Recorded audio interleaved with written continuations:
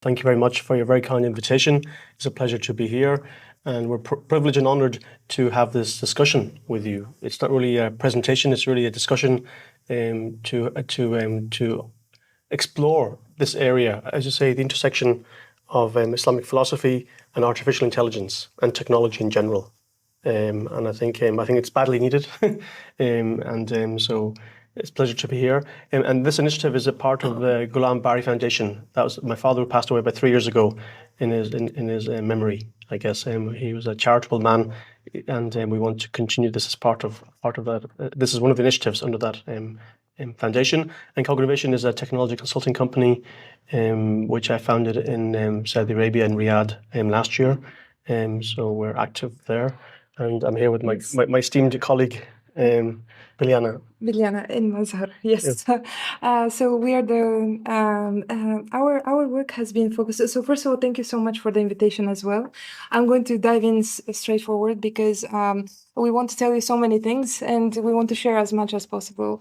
Our recent, for the past 3 years, we have been focusing on this, on big I would say questions related to the advancement of artificial intelligence with all its, its different dimensions. I would say we started first thinking about the impact of large language models that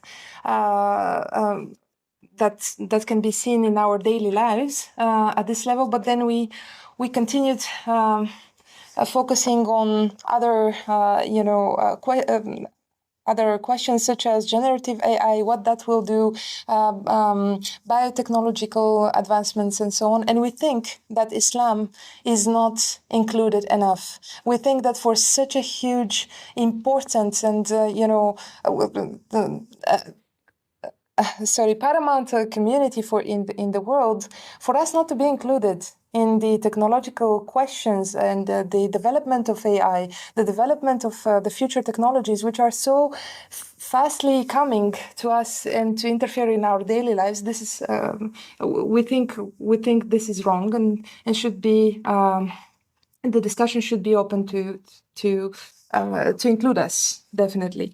First, we wanted to see what has been done so far in terms of just in this lane of the large language models development. And the engagement with several companies which had been developing apps which are called Muslim. So, for example, Muslim chatbots or Muslim finance applications, Muslim urbanization, applications, and so on. And what we discovered is that while they do develop the apps, they rely mainly on the centralized AI, developments, which are mainly Western and developed in mainly the US, but also in the broader West. And that means that while the applications are called or have some Muslim flavor to them, actually deeply they rely on the philosophical and ontological basis of the Western concepts and Western ways of thinking, and Islamic ways of thinking are not touched upon, even not on the surface. So that's why we started thinking about about how Muslim thinking can be introduced or integrated into the development of artificial intelligence. Briefly, just to let you know, for example, in fiqh and in the development of fatwas, many Islamic scholars have been engaging with developing what is called Islamic knowledge ontologies. We have some examples like the Quranic semantic search tool, semantic-based approaches into hadiths, for example, and other. State of art of natural language processing approaches, and here we thought, yes, the ontologies and the structures of the architecture of, for example, Arabic language, and that underpins most of the fiqh texts, for example, is there and can be manually produced. But again, relying on the large language models AI, the philosophies of Western and other schools of thought are infiltrated and come through that. Thank you. On the other hand, from a technological perspective, we see that one of the biggest challenges in technology development still, or in AI development, is the notion of common sense. So there are two main notions. That's only from the technological side. There are two notions largely on common sense. The first one is our human understanding of physicality and how we know the structures of our physical world, and we can perceive them and predict them and understand them, contextualize them as humans. But the artificial intelligence can't yet, not at this stage. And the second understanding is the rational choice theory, that we are all rational beings who can, do utilitarian decision making, and we can reach somewhere. And what our claim is that first, the technological side, they claim that if the algorithms, but also deep learning models, don't have common sense, they can never think.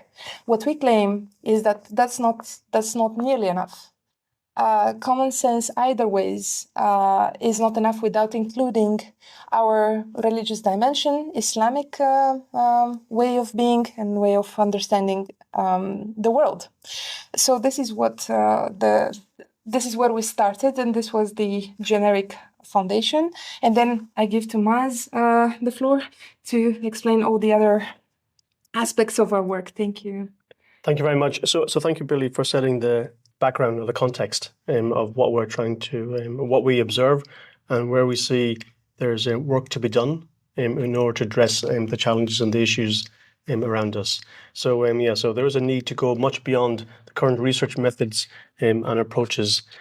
So briefly, I'm going to tackle two areas. One is to discuss with you the current problems with the global approach to AI today. So I'll give it a bit of background, some context. The large language models, what's the problem with them? Why and what are their limitations? And just briefly explore the types of data and sources of data as well. And then also look at the open source and closed source models. And then also one thing that we're pushing is that we need to have more decentralized models. And there's a lot of rationale why that is.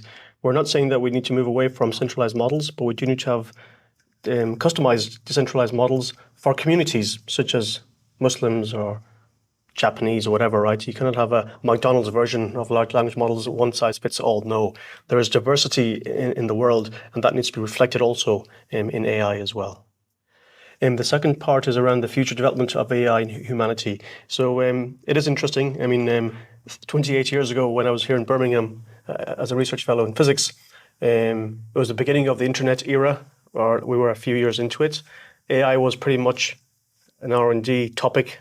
It wasn't really out there in the minds of the imagination of a people as it is today. And 28 years later, we're in a different world, right?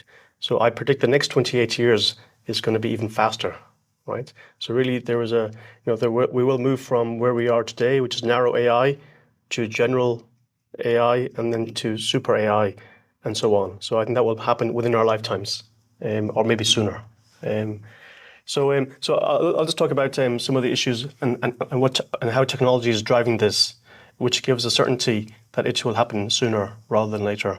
And the key premise really is, how do we make AI more humane, right? And this is the thing, because depending on your background or your philosophy, you will make a product or service based on that.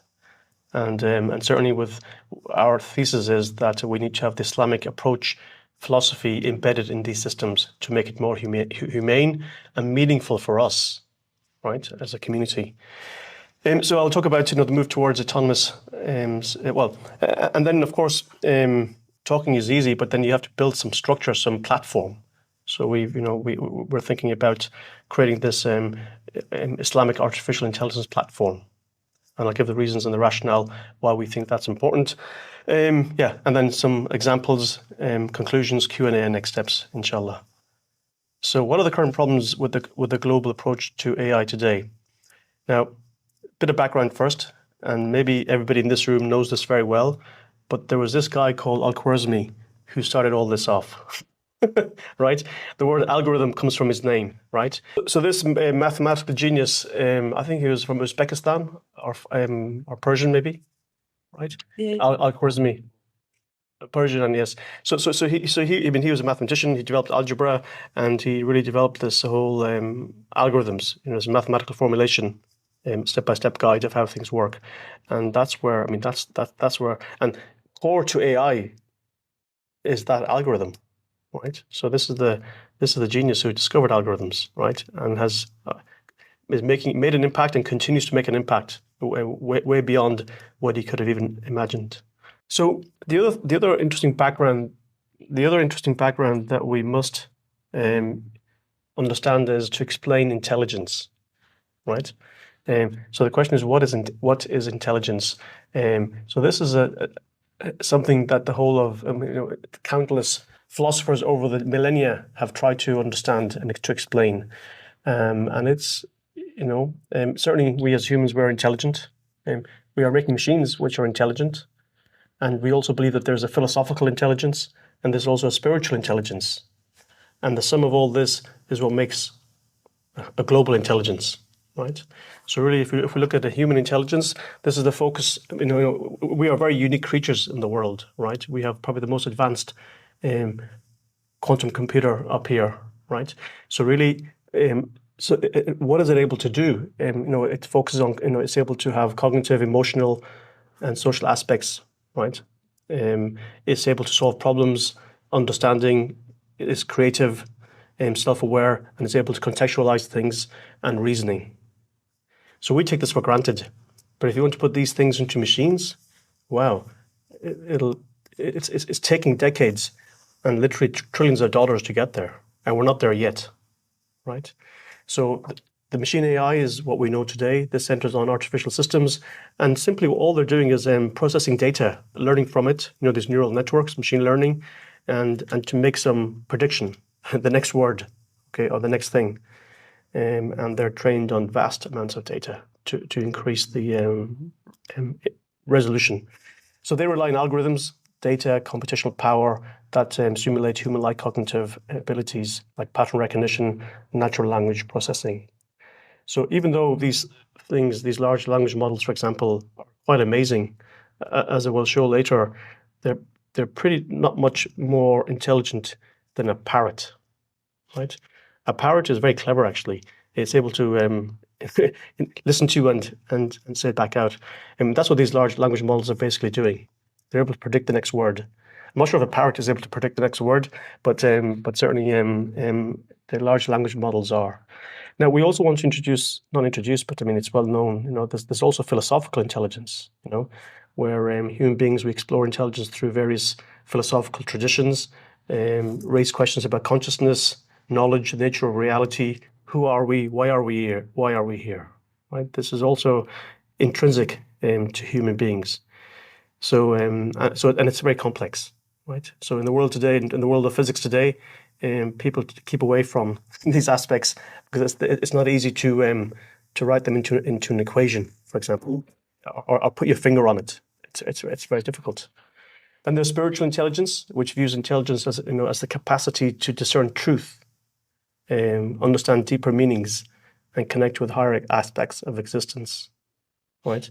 So these are just by way of background, something to keep in mind. And the reason why we think this is important to look at all aspects of intelligence is because we want to propose, Islamic artificial intelligence.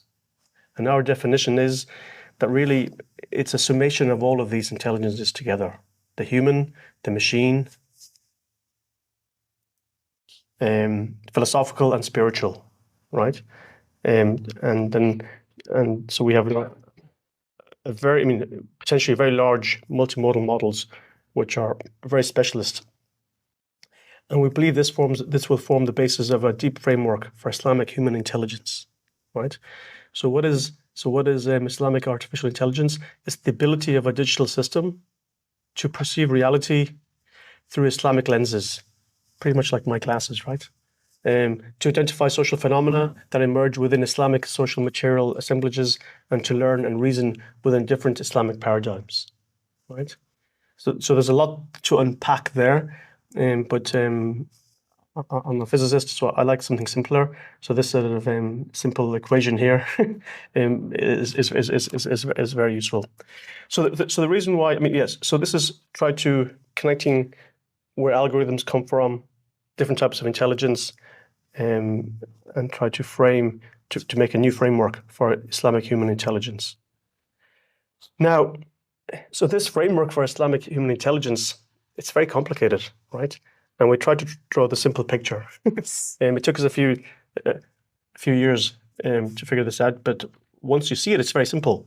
So at the core of every human, we all have a core, right? And within those core values, we have fitra, niya, qadr, ilm. Right? These are very fundamental things in these Islamic core values. Then around this, we have the enablers, which are built around the core values, which enable you to verify, to instill values, to have empathy, to have wisdom, right? And the outer layer is then the application or the manifestation layer, which is all about, sort of going from the inward to the outward, right? The truthfulness, halal, haram, fact checking, the basic sort of do's and don'ts are on the outer sphere. And a lot of discussion only happens on the outer sphere, right? But we need to go deeper into the core. So you could almost imagine that maybe in the future we will have a Muslim robot, and this will be its Islamic human intelligence framework, right? Especially when you have interface between man and machine as well, and this becomes very important. If you have an interface between anything, you have to make sure that it's aligned somehow, right? If you have tea and coffee, there is water in both, but the different taste and different amounts of caffeine. So it's very important to have some basic framework upon which to build. So this is a very nice surah that you're all familiar with, and it's also important to recognize that in Islam we have recognition of diversity and moral values and excellence in society, as shown here in the surah. O humanity, indeed, we created you from male and female and made you into peoples and tribes so that you may get to know each other, right? Surely the most noble of you in the sight of Allah is the most righteous amongst you. Allah is truly all-knowing, all-aware. So this verse really states that all men, there's fundamentally equality built into this, into our world, into the universe, and the diversity is there so that we don't kill each other, but we recognize each other and we respect each other, right? This is very important. This is the purpose of diversity Allah has created. So this is also a very fundamental principle that has to be thought about, and how, as technology evolves, has to be embedded into the systems. So moving on, what are the problems with AI and large language models today? I mean, I'm sure you have your ChatGPT or your other models, and you ask questions, prompts, and so on. And as Biliana mentioned, fairly soon you realize that there are some biases from time to time. There are some things which is able to address and some things which it doesn't.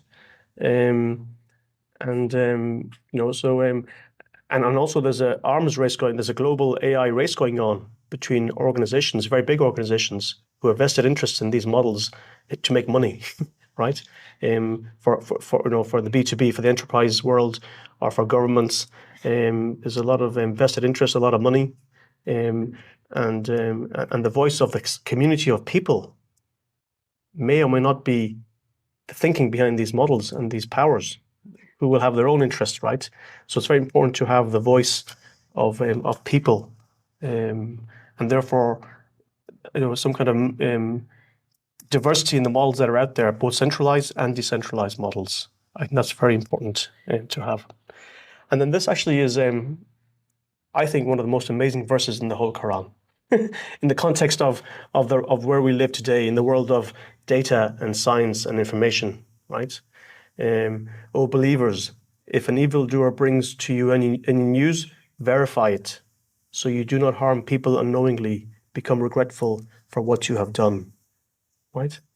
The most amazing word in this sentence is verify. So God is saying to Muslims directly, hey, you Muslims, verify the information that you get, right? And I think this forms the basis for the evolution of let's say, humane artificial intelligence development, right? We should not take it at face value. It must be verified. It must be checked. It must be validated, right?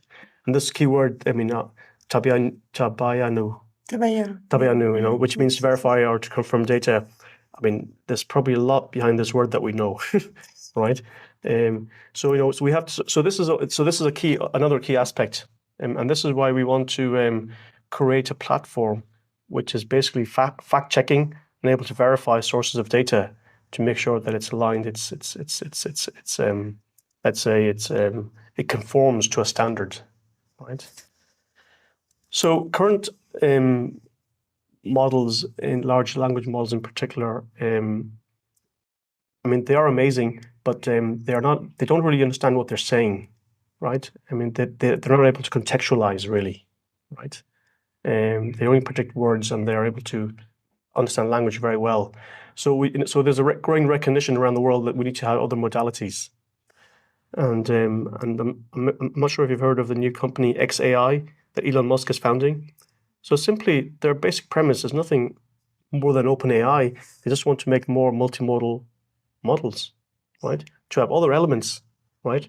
It seems almost obvious thing to do, yeah, but that's where the next evolution would be, to have models which are not only specialists in languages, but other aspects as well: physics, engineering, thermodynamics, or whatever, right? Philosophy, intelligence, other things. So really, currently, deep learning struggles with reasoning and factuality, and even given the vast amounts of data and enormous models and cost, they do struggle.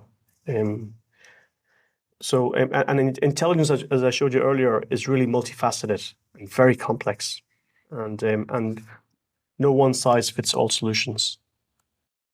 So what's our problem with AI? Our problem is, it's not so much a problem, it's an observation that the current AI is based on the Western traditions, and that's okay, right? But not on Islamic values. Of course, at some level, there's a lot of overlap, right? And current AI is modeled according to non-Islamic visions and beliefs at its core. Outwardly, there's a lot of agreement, but at its core, it has different set of basic values.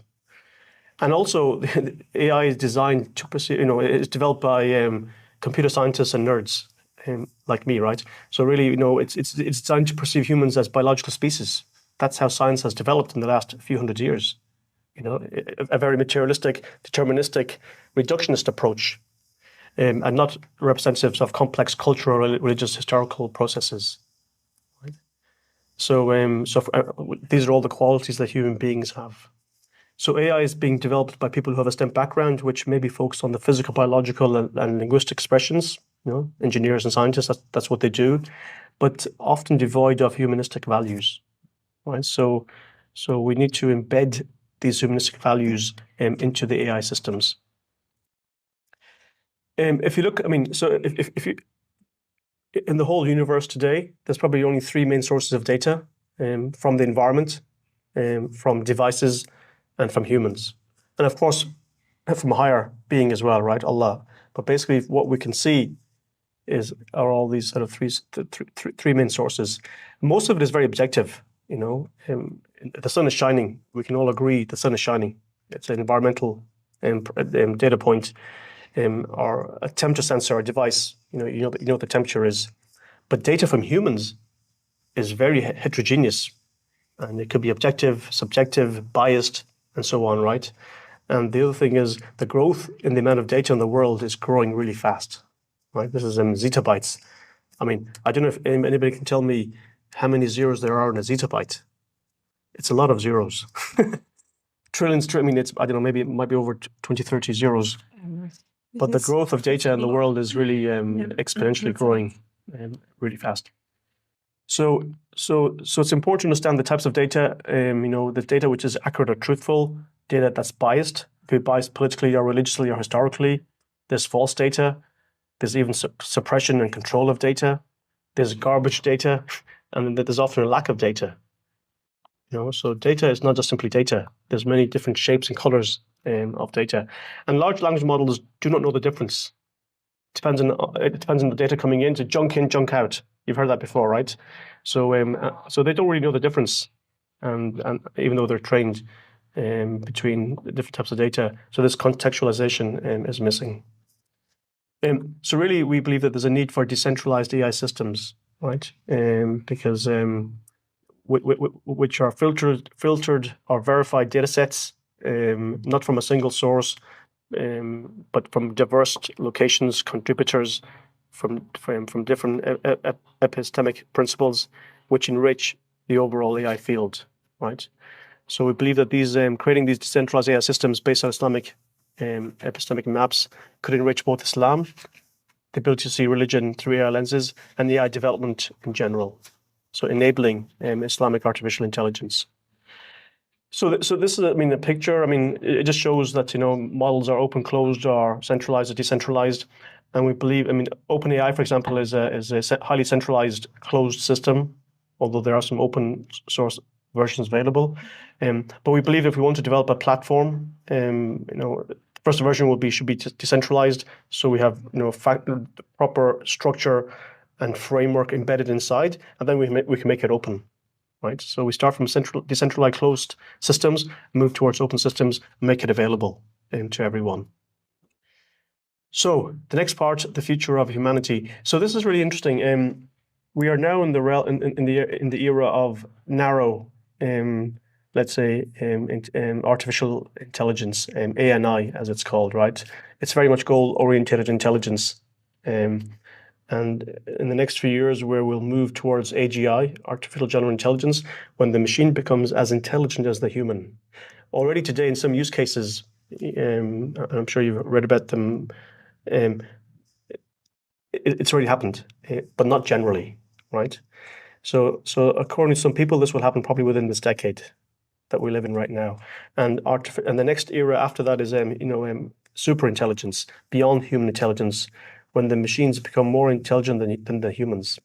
Well, there were 8 billion people in the world today, so imagine then the intelligence of those machines would be more than that. So what's so these are all some of the technologies that will get us there. I won't go through them in detail. I'm not going to predict. Well, I've given you an outline of what the timeline might be, but at some stage we will reach this magic word called the singularity, right? So what's driving this? What's driving this is actually computational technologies. Computation is getting faster, cheaper, and better all the time. So the transistor in your average laptop or mobile phone may have hundreds of billions of transistors. By the end of this decade, chips will contain trillions of transistors. So it's getting cheaper, and there's a lot more computational power available. Then we will have more computational variety. There's new types of architectures like neuromorphic computing. And that's a really interesting area where we're designing circuits that emulate how the neurons in the brain work. And that's very interesting because, for one, it's faster, and number two, it consumes much less energy.